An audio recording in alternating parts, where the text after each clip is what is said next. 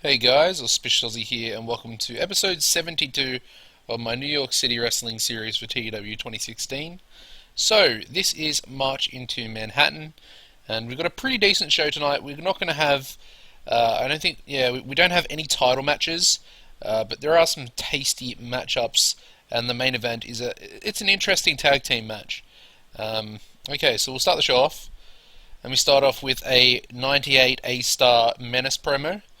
And it's just a back and forth between these two guys. Of course, they're both scheduled to verse each other for the Empire title in a couple of months' time. Of course, Akima Brave just coming off his big King of New York tournament win that he got in the last episode. And so he goes up to Bear, says he pretty much wants a title match tonight, and then Bear responds and says, "I'm under no circumstances do I have to give you a title match right now. It's already been scheduled in for a few months' time, and you're just going to have to sit back and wait until that time." And then Bear says, "If you really want to match with me so bad, I'll give you the chance to get your hands on me, and we'll have a tag team match tonight. But you will, of course, need to find a tag team partner." And then Akima basically responds and says he knows the guy, well, the perfect guy for the job. So yeah, nice little start there. We then go into an 86B+. In an exceptional match, Dean Waldorf defeated Chess Maniac in 29:59 by pinfall with a Waldorf Salatos. So yeah, a pretty decent opening match. I decided to give it 30 minutes because both of these guys, they're both like 36 years old, and they both definitely have the stats to pull off a match this long. They both have the psychology that, is kind of needed to go for 30 minutes calling in the ring. And did pretty well. 86B+. Chess Maniac, he's only new to the roster.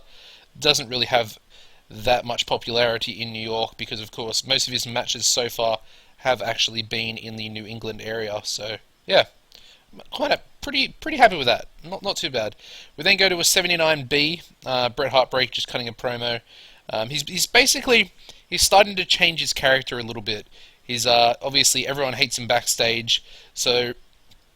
We'll just try and imagine that, those facts about everyone hating him backstage because of the Midnight Prowler has, kind of been leaked to the media.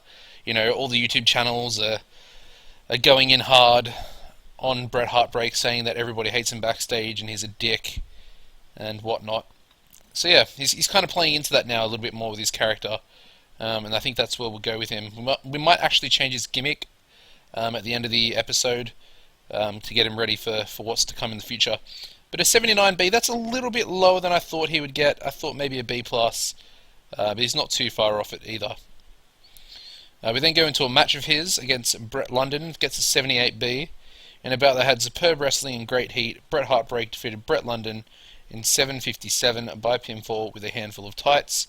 So now he's also cheating to win, once again playing into that real heel persona that we're going to go with him now, and his gimmick's actually getting stale, so I guess that it's kind of perfect that we're going to change it. And Brett London is improving in Rumble skills as well. Good stuff. We then go to a 76B-. Marv Statler, he's not the best talker in the world, we'll say that. I decided to give him a promo because we had an extra few minutes. His opponent tonight will be Seth Whitehead. He just cuts a little promo before the match. Just to give it a bit of hype, because it's kind of a bit of a nothing match. And the match itself gets an 81B, so it's actually pretty decent. In an exceptional match, Marv Statler defeated Seth Whitehead in 9:57 by pinfall with a backdrop backbreaker. They both actually get the same in-ring performance. That's really weird, because Marv's a lot better than Seth is. Interesting. But I'm still pretty happy with that. They both got 73s, and the match got an 81. I think it was actually the storytelling match. So, yeah, I was just, good versus evil, bad guy versus good guy is essentially the story there. We then get an 88B+ promo from the Southern Stars, of course, Tennessee William. In recent months, in recent episodes for you guys, he's kind of been hinting at a bit of a heel turn. But today, him and his partner, Animal Haka, they're going to go at it in tag team action, and hopefully pick up a win, a much needed win, of course, coming off the losses they both had at the King of New York tournament. The match itself gets 74 B minus, pretty good considering who was in it, who their opponents were. In a bout that had good wrestling and decent reaction from the crowd, the Southern Stars defeated Youthful Aggression in 7:56 when Animal Haka defeated Tautor Roberts by pinfall with a Texas meat grinder. And in terms of in-ring work, Tennessee was head and shoulders above everybody else. And of course, Hammer, Hadley, and Tautoa both have good, excellent chemistry when tag teaming together. So yeah, they get the win. This is the cooldown match, as it brought the fans back down. So a B minus cooldown match is pretty good in my eyes. Tautoa Roberts is also improving in performance skills, which is essentially the main thing that we want to happen. So yeah, good stuff there. Moving on to a 95 A-star promo from the franchise players, number 1 and number 2 in the company. I really would love to turn these guys heel, or at least one of them heel. I think Ross would be the perfect heel, because he's not really smiling in his picture. He's got the black. I don't know if it's a leather jacket or if it's just a shirt, but the collar's up and it looks really cool. And it's not a smile, but it's more of a smirk that he's got in that alternate picture that I have for him there. And I think he looks he kind of does look like a heel. So yeah, unfortunately they both have like C minuses for their heel gimmick performances. So I don't think it's going to ever really happen. And if it did, it probably would be quite bad. But anyway, really good promo there. 95 A star. Moving on to their match, which gets us 83 B plus, 6-man tag. Pretty good match. Quite a few of our mid-carders are in here. In an exceptional match, Emmanuel Bryant and the franchise players defeat the Midnight Prowler, Logan Wolfsbane, and Graham Gorman in 1954 when Emmanuel Bryant defeated the Midnight Prowler by pinfall with a green shock. So yeah, not much to really say. Just wanted to get these three guys over here, the heels, on the card, because I am a big fan of Graham Gorman and Logan Wolfsbane, and Prowler can just take the loss because he's cancer in the save at the moment. We have Ross Henry improving in flying skills and Emmanuel Bryant improving in flying skills as well. But an 83 B+, just scraped the B+, so I'm happy about that. Moving on to a 97 A star. Shaw cutting a promo on Charger Siaki, basically just saying if he wins tonight, or if his team wins tonight, of course he will actually be teaming with, what's his name, Akeem Brave, and Charger Siaki will be tag teaming with Bear Bukowski. So if he wins tonight, he would he deserves a title shot. And yeah, Charger accepts if his team wins. If Fro's team wins, he will put his title on the line at the next event, of course, which will be next month. So yeah, and apparently Charger Siaki is developing better performance skills. Now I think, because I updated to the most recent patch just recently, I think that these ratings are kind of reflected in that. I feel like this would usually, on the last patch, I think it would be a 100 A star, and I think it's kind of downscaled a little bit, so the grades are just that little bit harder to achieve now, which is why we haven't actually hit a 100 A star so far this episode. So I think they might have tweaked how the ratings work, which is good, because I found it quite easy to get 100 A stars once you got guys over, and it was kind of taking a little bit of the challenge away. But I'm still happy with a 97 A star, of course. It is real good. Anyway, moving on to the main event, which gets an 86 B+. Not the best in the world, but it's not horrible. It's not horrible, and we've got a few people off their games as well. And some interesting chemistry there, actually. Cool. In an exceptional match, Akima Brave and Fro Shaw defeated Bear Bukowski and Charger Siaki in 25 minutes and 13 seconds when Akima Brave defeated Charger Siaki by pinfall with a Samoan suplex. And of course, Charger was the weak link, struggling with everybody else. Yeah, interesting. Bear Bukowski was off his game, so that obviously hurt the rating a little bit. But then Akima Brave and Fro Shaw showed excellent chemistry when tag teaming together. I think that's a tag team right there. I have no idea what we'll call them. Yeah, I have no idea. I have to try and come up with something creative, but we'll probably add them as a tag team. I don't think either. I think Akima can play heel, but I'm not sure if Froshaw can. I don't think he can, because turning those guys would have made a really great tag team, heel tag team, because we just don't have any heel tag teams at the moment, which is really bad. I really should go out of my way and try and sign a heel tag team. Of course, we lost. Well, we lost a few teams. We lost Bret Heartbreak and Seth Whitehead when they were in the Ace of Spades stable, and then of course we lost Aldous Blackfriar, and yeah, eventually lost one of my favourite tag teams of the series so far, which was the Ministry of Darkness. But yeah, apparently there was no one who had the psychology to actually put on a 25-minute match, so that was probably my bad. I probably should have just kept it at 20 minutes, and I think the rating probably would have been a little bit higher for that as well, because we did have some, pretty good performance ratings here. A 93 for Bear, he was off his game as well. Then we had 100 for Froshaw and a 96 for Akima Brave. But yeah, let's get that match booked in, of course. Froshaw's team did win, so at Halloween in Harlem, which is of course the October event, we're going to book a one-on-one match. I would like to put a stipulation on it, but I don't think we will. So it will be Charger Siaki versus Froshaw, and it will be for the Tri-State Regional title. Of course, Charger is currently the champion. I think they have actually had a match between them before, but this will be an interesting one. Froshaw is on fire at the moment. Yeah, we have a couple of improvements here as well. Bear Bukowski and Charger Siaki are both improving in technical skills as well, which is great to see.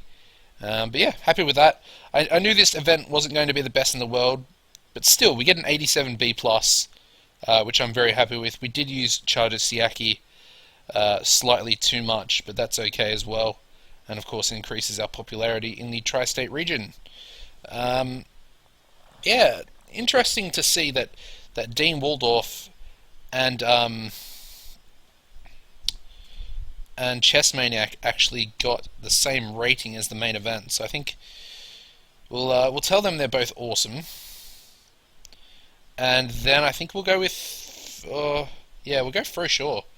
Let's give Fro a hug, because why wouldn't you want to give Froshaw a hug? He's an absolute beast, and I don't really know what else to say about Froshaw. I didn't really expect him to be as good as he is. Don't get me wrong, I knew that he could become very good, but to be fair, I didn't even really push him that much. I was looking kind of to not push him, if that makes sense, and he basically just got himself over. Yeah, gave him a few promos, and then it was done. Okay, so Julius Moore thinks Logan Wolfsbane is going to be a star, and I should push him. And of course, Freedom Eagle has left due to his contract expiring, so that's good, because I did actually want to release him, but I would have made a few people upset because he actually had... Ooh, that's not good. I'll give you 700. Oh, okay. Well, we won't... Why is he so unhappy for? And that's odd. Anyway, we'll give a few people bonuses because, I have, truckloads of money at the moment. We're over 3 million in the bank, and of course we have a dojo as well that we paid quite a lot of money for. I'll just give him 1,000, I think. Yeah. Alright, and chess, we'll give you 1,000 as well. Another 1,000? Alright, we'll give you 2 more thousand. Or 2,000 more, I should say. Proper English. Okay, well, wow. That is some morale issues with Chess Maniac there, but having a look at the titles here, of course, Bear only has the one defense for the Empire title. Of course, the King of New York tournament title was won by Akima Brave in the last episode. The tag team titles, the franchise players are now up to 10 defenses. They've kind of been defending the titles over on the main event show. And of course, we have Charger Siaki, who is the Tri-State Regional Champion, and he also has 3 defenses there, which is actually the same amount as Froshaw had before he lost the title to him. Okay, so yeah, as you can see, we're making about 200,000 every month. there or thereabouts, which is really good to see. And we're in a really good place. We are in a really good place, and I think once we become cult, I feel like we'll definitely be able to keep cult status. And I think once we get cult, we'll get on TV, and things will start to come good for us, I believe. And the series it'll take a different turn. It's taken us a long time to kind of get to this point, and I think in what, 2 or 3 months, we will definitely be cult. So yeah, what we're going to do, we're going to change Bret Hart Breaks gimmick. Alright, let's have a look. So you can really play either a cool or a cocky. I mean, in theory, we'd want a cool because it's a lot better, but we'll have a look at both. We'll go cool first, of course. Heel. Okay. I feel like Teen Idol is kind of perfect for him, but maybe Degenerate? I feel like, yeah, Degenerate would be good, but that's a very high risk. He's the degenerate that everybody hates. Let's have a quick look at Cocky, just before we decide to go with that one. Maybe Chosen One. I feel like we used Chosen One for someone else though. Egomaniac. Egomaniac, that works perfectly. Or Prima Donna, but I think we used Prima Donna for someone else as well. So yeah, that's a pretty good gimmick, to be honest. We're going to need to fix his morale issues as well. If I show you, actually we'll go back into the roster very quickly. We'll go to Bret Heartbreak and I'll show you his relationships. I don't think I've ever seen someone with worse relationships than him. That is really, really bad. Okay, so he hates, that's the Midnight Prowler. And he's got tension with Steve Flash, Seth Whitehead, Spencer Spade, Aldous Blackfriar, Ryobi Uno, hatred of Bear Bukowski, tension with Ernest, Shavy, Marv, Peter, Fro, Maddie, Animal Haka, Michael Bull, Shadrach Pulver, and Ross Henry. So the 22-year-old, pretty much because of Midnight Prowler, has got like the worst relationships I think I've ever seen on the game. And of course, Midnight Prowler has simmering tension with my character, my avatar in the game. So that's pretty interesting. Having a look at the popularity of the company, the size of the company. I think that's gone up. Yeah. It was at 63 in the Tri-State for the popularity because I did accidentally run a show, a main event show in the Tri-State region, but it has just gone up to 62C importance in the Tri-State, which is good to see. We're well clear of the 47 we need for one region, and of course we are getting pretty close with 36 importance in New England. So we're only 11 points away from Colt. And I think we've run 4 times 3, that's 12. It might take a little bit longer than 3 months, I'm not sure. We'll just have to wait and see. But 37 D- popularity as well for New England. And we actually got pretty decent popularity in Mid-Atlantic and the Great Lakes as well, with 25E in both of those regions as well. So yeah, good stuff. Happy days. Things are going well. We need to keep progressing. Still can't get a TV deal, which is really unfortunate. Let me just have a look at here. I'll show you guys before we end the episode. Filter will negotiate. No one. So yeah, I keep looking through them, and we just don't make the popularity that we need, and it's all a little bit up in the air when it comes to stuff. Like, if you look at this one, you need to be a national company with 40 popularity in all 10 regions, or in 10 regions of America, which is, I believe it's all of them, maybe minus 2 of them. But yeah, so it's kind of the thing that I'm dealing with. The other thing to mention is the TV stations that are regional company size. That you need like 10 regions of popularity. You need like, I think it was maybe 35 in every region, or in 10 regions, whatever. So yeah, that's not looking too likely, but there are a few TV deals here and there that just need you to be a cult company. So with no popularity. So I think once we get to cult, I think that will pretty much be when we're able to get a TV deal, or we'll be very very close to getting a TV deal. So yeah. Anyways, guys, thank you for watching. Hope you have enjoyed the episode. Don't forget to tune in next time for, I think it's Halloween. Yeah, it was. It was Halloween in Harlem. So yeah, make sure you tune in for that, guys, and I'll see you next time. Goodbye.